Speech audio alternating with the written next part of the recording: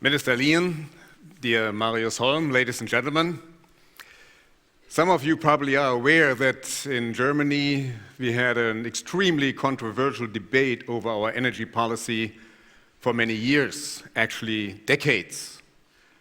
And ever since 2011, after Fukushima, we have reached a national consensus. Now all the parties in our parliament want to move away from nuclear and fossil fuels over to renewables in the next 35 years.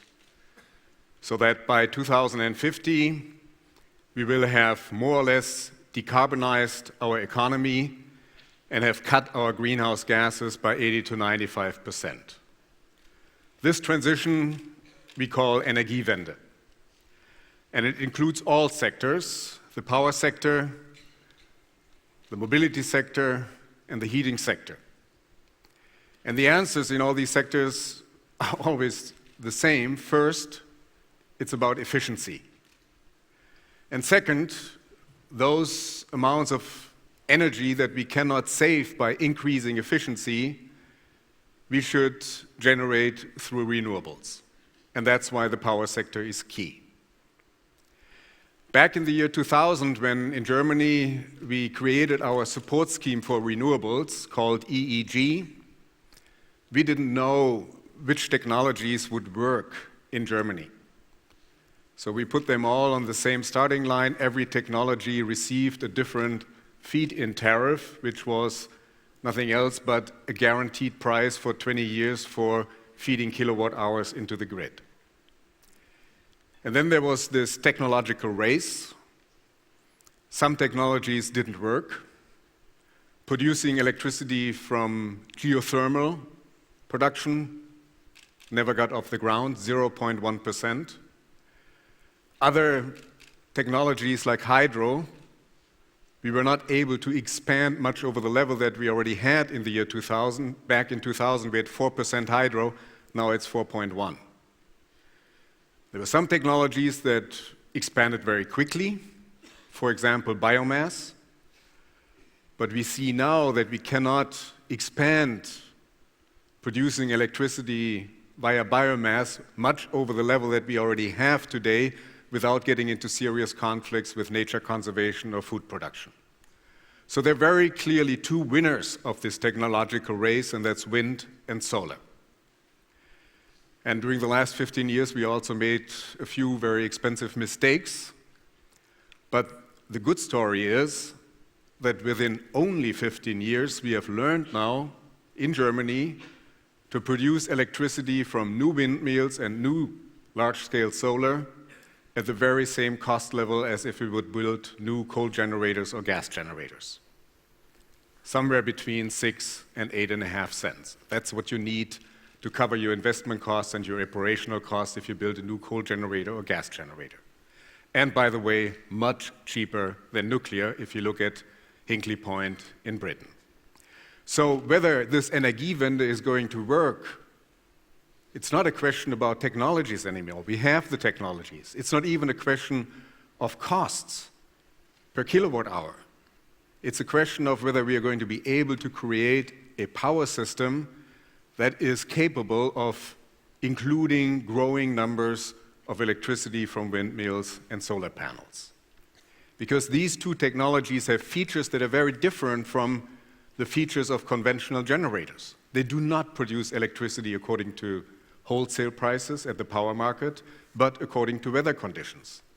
They fluctuate very strongly, and once you have done the investment, you get the electricity in the next decades almost for free. Marginal cost close to zero, the economist would say. And these three features are going to be good reasons for us to reinvent our power system.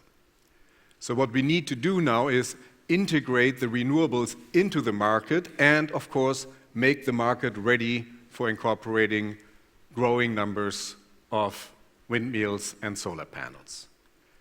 The first step we already took last year with a very fundamental reform of our support scheme for renewables. Feed-in tariffs were good for the first 15 years, but now we don't need them anymore. Of course, if you produce electricity now with a new windmill, you have to market your product, your electricity. You don't get a fixed price anymore, but a market premium, and we have announced that beginning of 2016, we are going to move on to a tendering system so that then we have a non-discriminatory market-based system for the support of renewables. The other question, how to get the market ready, is a little bit more complicated. Because of the fluctuation of production from windmills and solar panels, we need more flexibility. So we have to make sure that they are short-term products. We have to make sure that storage and also demand-side management gets into the market, that it gets a price and can compete over the most efficient solutions. And we have to answer the question, how do we guarantee that we're going to have enough capacity in times of peak demand and at the same time, by chance, no wind and no sun? There are some people who believe that this second question we can only answer by introducing new subsidies via a capacity market. Others say, no, make sure that price signals reach market participants undistorted, and then the market will work. We put this alternative in a green paper and went into a broad consultation in Germany and said we have to decide on this. It's a very fundamental question. Capacity markets, yes or no, or a market-based 0.2 market design. And we did not consult this question in Germany alone. We also talked to our neighbors. I call them always electrical neighbors because we have 9 countries that we have a physical border with, and with all of them we have interconnectors. But there's one country where we are connected with a sea cable, that's Sweden. We're talking now about building a second one. And we are also going to have a sea cable with Norway in a few years, 2019, hopefully. So Sweden and Norway are electrical neighbors. We all sat down and said, what can we do to develop the European internal market to make sure that it's going to function efficiently with growing numbers of renewables? And I'm very happy that beginning of June of this year, these 12 ministers from 12 countries signed a joint declaration saying, we are not going to interfere in the price mechanism. There's not going to be price caps on the wholesale market. We want to reach, the price signals should be allowed to reach the market participants undistorted. Second, we are not going to interfere in cross-border trading in times of scarcity. We're going to establish a whole set of rules for more flexibility.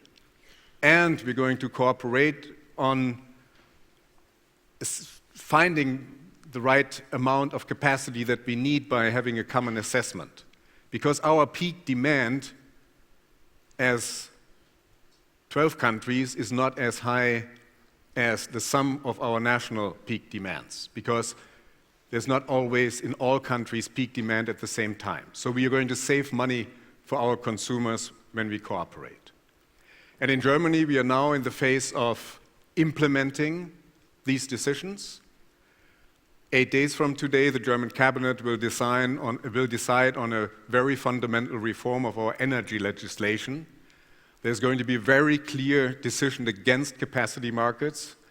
We are saying we want a market design 2.0 with a lot of incentives for flexibility, with a lot of cross-border trading, and we're not going to interfere into the market mechanism. There's not going to be price caps or any other interference. And at the same occasion, we're going to decide on taking 2.7 gigawatts of lignite, brown coal, generation capacity off the market. That is about 13% of the installed capacity of lignite in Germany. We have to do that because otherwise we're not going to reach our national climate target, which is minus 40% by 2020 in comparison to 1990.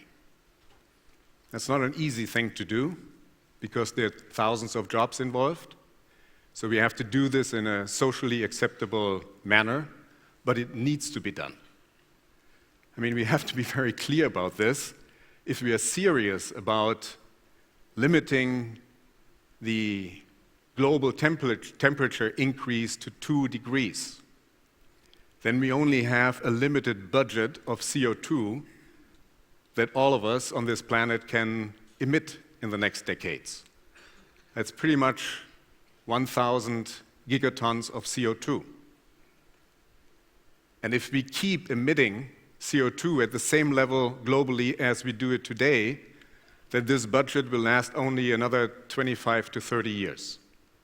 And if we continue then to increase CO2 emissions, most likely we're going to have a temperature increase on this planet way beyond 2 degrees Celsius. On the other hand, we have resources and reserves of lignite, coal, oil, and gas of about 15,000 gigatons of CO2.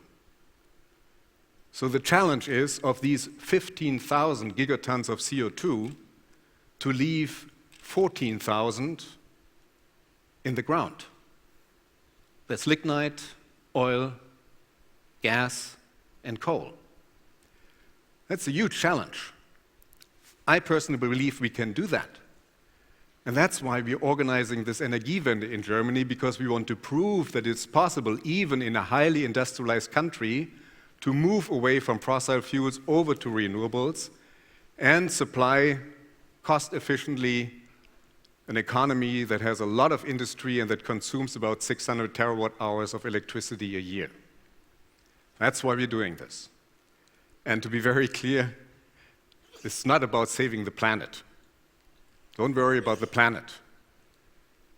I mean, if we're going to fail and CO2 emissions on this planet are going to increase, and we're going to have an increase of not 2, but 3, 4, 5, or 6 degrees, then glaciers are going to melt, oceans are going to rise, deserts are going to expand, climate zones are going to shift. The planet will adjust. It will be around. Don't worry about it. It's about us, because we cannot adjust. The 8 to 10 billion people on this planet will not be able to adjust. So that's what it's all about. It's not about saving the planet, it's about saving us, our children, and grandchildren. And that's why we're trying to do our best to get this Energiewende working in Germany, moving away from nuclear and fossil fuels over to renewables. Thank you very much for your attention.